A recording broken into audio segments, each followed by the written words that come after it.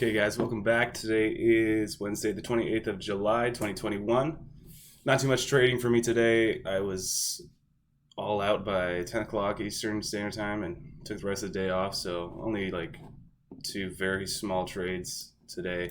Took one small little put trade actually on SPY. I bought two puts as I thought we were just continuing to just drop off. I don't know why I thought this was so hard of a pull on SPY, but I was like, this could be a pretty decent start to a fairly red day today. But looking back at it, while I was in the trade, I realized, okay, the first minute volume candle was only 300,000 shares traded. So it's not like we were set in the works to have a hard day today from the get-go. But I made like $4 on those two contracts, so it's whatever.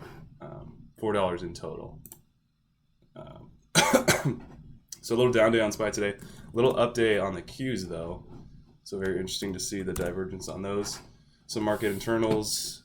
NASDAQ market had a total dollar volume of 217 billion. NYSE 242 billion, and the OTC markets again above 3 billion at 3.4 billion total dollar volume. Good to see. So INFI was really my only trade, if you want to call it that. Missing another one. I was pissed at. That I'll get to, but INFI, I mentioned this one yesterday after seeing this just huge drop-off candle, seemingly for what was they had earnings, and then they also had updated data from a phase 2 trial or whatever. So then they also released, I think I forgot to mention, they released a 424B5 at like 9:23 Eastern time. So that was in pre-market yesterday as well too. So today, as we're starting to spike here, I'm almost looking, and then I first picked it up again, of course, as it wanted to spike and hold above VWAP here in this little range once again. So I was almost looking at this as a failed offering dump, in the sense of they've kind of, when you publish that 424B5, it's either speculation that they're going to try to pump the price up pretty soon in order to get an offering out, or that they're going to just dump it anytime soon. So either if you're long, it's not a good idea to be a bag holder because you're going to get dumped at some point, unless that offering price ends up being above your entry, of course. But that's just that was my whole trade plan with this one, and I lucked out so hard once again with my entry of almost perfection, of immediately buying and then just being right 100% in the money with the trend. This was like 30 shares, or 40 shares maybe. I took off like a quarter of the position, maybe like a third of the position, perfectly again. But how hard I lucked out on this as we were at like 231 or something at this point, and then I just cut it as it came, retraced all the way back down and came back under VWAP. And so surprised on the exit too, because I thought I was being smart and just saying, okay, I'll take it off at 8, and we're breaking through the bid at 209, and then all of a sudden 208 is cracking, and I just take off thinking it's going to just dump even harder, since now we've got more strength, more people potentially to get out with their risk level around this key area. And it like bounced perfectly right after my entry all the way to 218. I was like, are you kidding me? Kind of just out of nowhere. And so even more so in this pre-market, I began to just keep my eye on it, and in this ticker was totally block trade heavy. You could just watch that level 2 and it'd just be pure ascension of green, pure red, and just one right after another printing at the exact same split second intervals, just like chopping off one right after another, but all at the same price, and just so block trade heavy on this one. Total dollar volume at the end of the day was 387 million. So it just seems to me like there's either somebody super big in this or a lot of people that are super big in this, and just very interesting, this type of price action, especially on the daily here. I don't really know. I'm glad I was there to experience it, and of course seeing it the rest of the day, it was just choppy out of the market open, and you would have thought you were down on your luck as it was continuing to break VWAP here and just test new lows, but then it resurged once again, and they actually had, I don't know if this is just a misprint or mistake on my end, but it looks like they reprinted or re-put out the exact same news articles the second quarter financial 2021 and the updated data from phase 2 trials at 9:43 around this time frame. So that was just funny to see. I don't really know. Maybe it's manipulated. Maybe there's somebody big behind it. I'll keep my eye on it. It's fun to be a part of it. I made $5, $7 in total, so I'm not complaining about it. But just funny how the stock market works that way. Oh, and I just was pissed at TAOP. I was literally staring at my scanner in the specific moment that the first time TAOP pulled up for the first time. And I can see that because I have the log function there. And the very first time TAOP pulled up was like just at the start of this candle or this candle. And I was just like, what? I was so confused. I clicked on it so quick immediately after I saw it. Got to see the news here. They signed letter of intent to acquire 51% of Xing Topping Technology Limited, whatever. Apologize for that accent. Float of 5.8 million. Reported short interest of 3%. I feel like I remember this ticker as a former runner. Yeah, in these days as well. Has a history, a little bit of running, a decent amount of overhead, if you want to call that, from any bag holders that are around this time frame, but I don't think they'd be looking to liquidate on a day like today, or just that they would be up this early enough to try and liquidate at a peak around then. But I was so pissed of how perfect this one just turned out to be, and I really caught it after the proper entry. It was kind of confusing. I didn't think it had a volume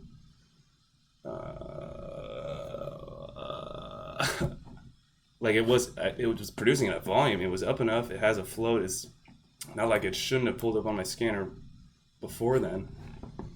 Very strange. Total dollar volume today on this one, 30 million. But missed out on a good one. And that's going to happen. I got to deal with it. But I was kind of there, and I totally recognized it and would have gotten short 100% if I sell it around here, especially with this hard VWAP, hard red pullback, and continuation there. Man, that was a good one.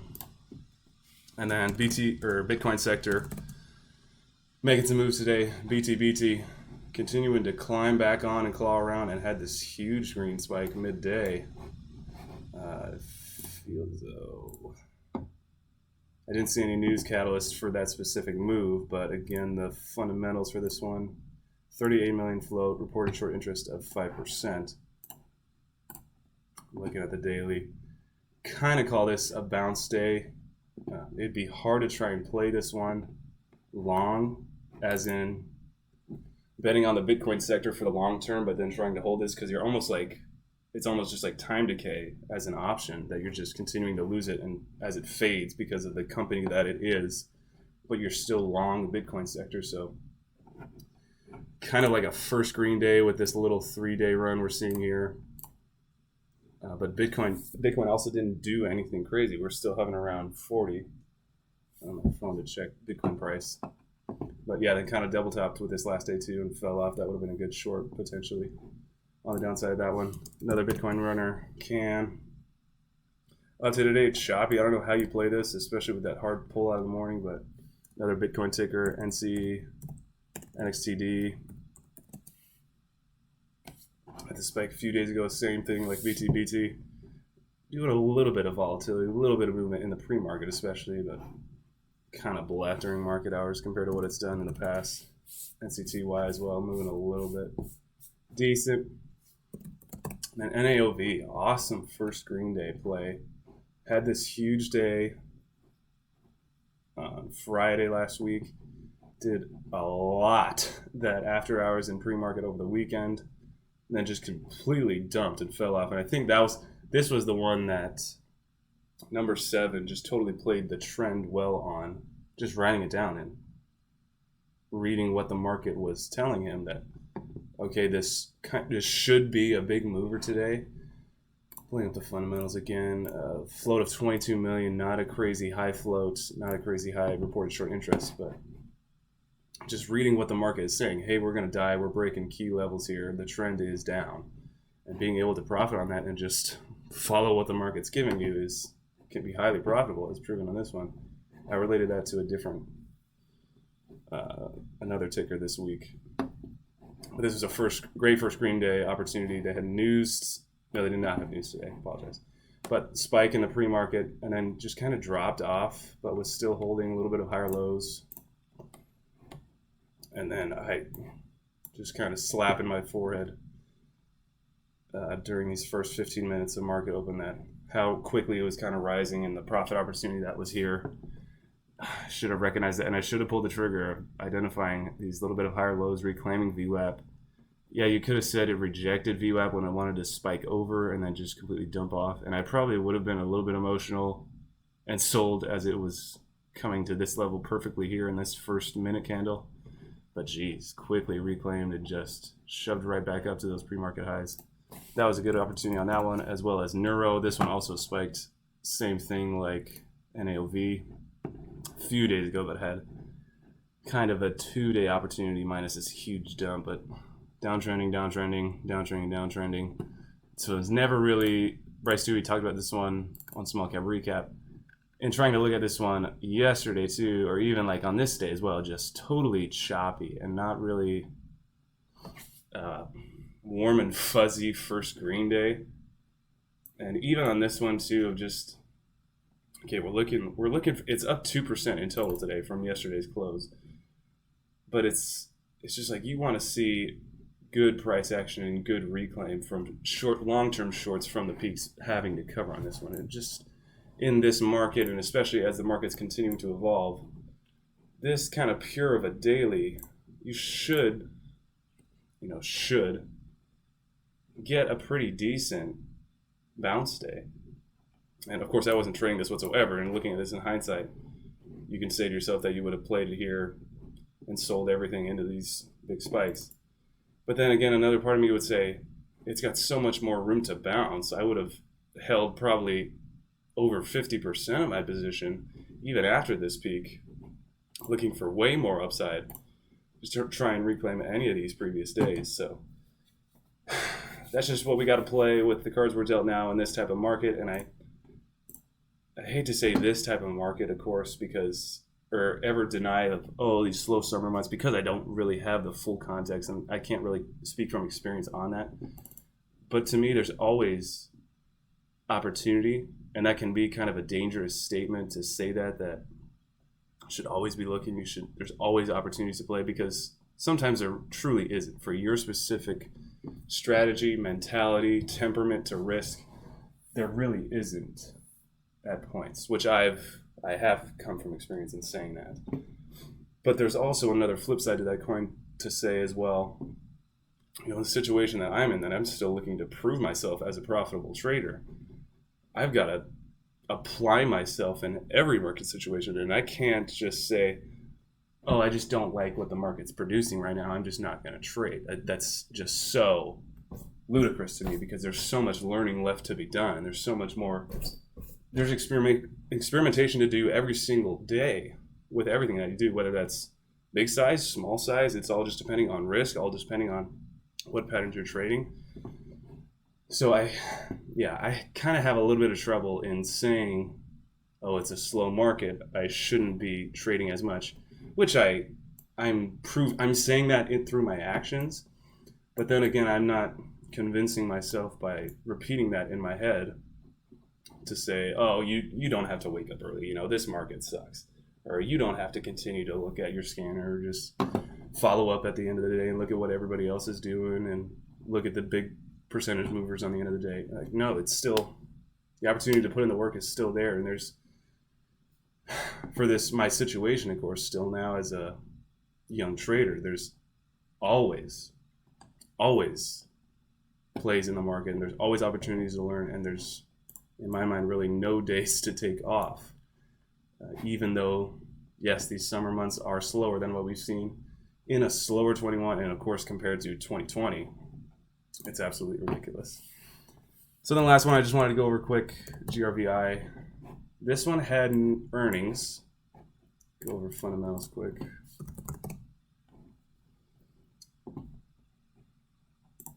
Fundamentals, it's an American, I think it's a cannabis company, weed sector, float of $5 million. I don't see any reported short interest. But news that they were announcing their fourth quarter and fiscal year for 2021 results. So predicting fourth quarter results. And then there was also a great news release from PR Newswire that the global cannabidiol market size expected to reach 2.8 billion by 2028. So just good news in the weed sector as well for this one. I was tempted to, not really tempted, but I was aware of the VWAP crack break, watching it as it happened live, and thinking, man, that could be a little bit of a morning dump trade there. Sold off pretty well, and then kind of random spike that got a few people emotional, and I wouldn't have been faced still risking that high of 7.4 had I been short. But again, the reason why I didn't get short, not as pure of an up move, float of 5 million, really low float. The daily, I believe, not a great history of daily of overhead to be selling into this spike as well. But the percentage was there. I mean, just under 10%, I think it was 6, 7. Nah, you could have, if you nail this perfectly, yeah, you could have gotten your 10% if you took off everything. But I certainly would have been holding and would have been totally freaked out by this halt once again. We're getting this back-to-back days now that we're getting halts on these kind of little morning dumpers. Big spike, and then dump into market open, and then shorts getting squeezed like crazy. Didn't break that pre-market high, but golly, I definitely would have been taken off knowing that the trade was kind of over in my mind if this thing is going to halt to the upside. But then again, the same thing as the one yesterday, and I already forget the ticker. DYAI. That it halted. That one actually broke the pre-market high after halting. But then it's like looking at the chart at the end of the day. Oh my gosh, it freaking closed lower than the open price. I mean, if you just want to be so degenerate and want to kind of close your eyes and sing la la la la la, you can still make a lot of money. But it just takes one to completely disintegrate all of those ones like this chart and DYAI yesterday that you somehow turn up profitable at the end of the day after all this emotional craziness in the morning. It's just crazy opportunity. I don't know, but so yeah, short trading day for me, saving a little bit of mental capital, getting to get outside and actually do some physical labor was certainly therapeutic and is a great release from gouging my eyeballs out every single day with all this blue light I'm taking in. But certainly an experience, certainly continuing to develop steps in the trading career, and I thank you guys for watching. I'll catch you guys on the next one.